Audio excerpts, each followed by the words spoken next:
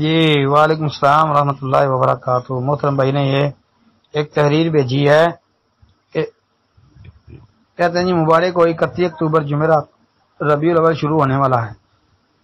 حضرت محمد صلی اللہ علیہ وسلم نے فرمایا جس نے سب سے پہلے کسی کو ربیع الاول کی مبارک دی اس پر جنت واجب ہوگی۔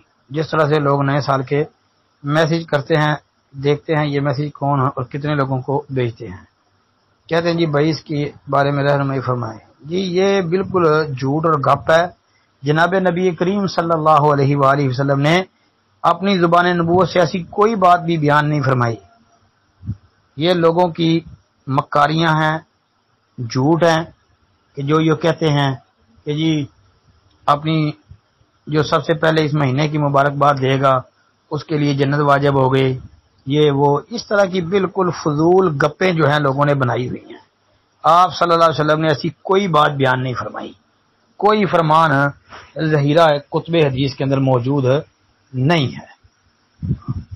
جناب نبی کریم علیہ الصلوۃ والسلام نے ایسا کچھ بھی بیان نہیں فرمایا، بلکہ صحیح مسلم کی وہ حدیث جو مقدمہ کے اندر موجود ہے کہ آپ علیہ الصلوۃ والسلام نے فرمایا کہ قیامت کے قریب جا کے جو ہے ایسے دجال اور کذاب پیدا ہوں گے، وہ آپ کے سامنے ایسی ایسی حدیثیں پیش کریں گے کہ جو نہ آپ نے سنی ہوں گی نہ آپ کے آباء و اجداد نے سنی ہوں گی۔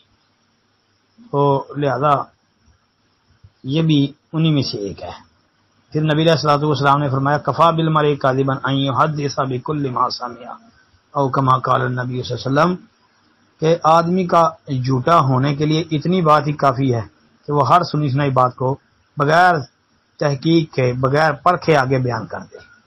تو یہ حال ہے کہ اس طرح کی تحریریں جو ہے یہ لوگ دیکھتے ہیں اور بغیر تحقیق کیے اس کو آگے پھیلا دیتے ہیں۔ پھر اس میں ایک سب سے بڑا جھوٹ یہ ہے کہ بھائی 31 اکتوبر جو ہے 31 اکتوبر کو ربیع الاول کب شروع ہو رہا ہے؟ 31 اکتوبر کو ربیع الاول شروع ہی نہیں ہو رہا، یہ پتہ نہیں کس نے ہے اپنے پاس سے۔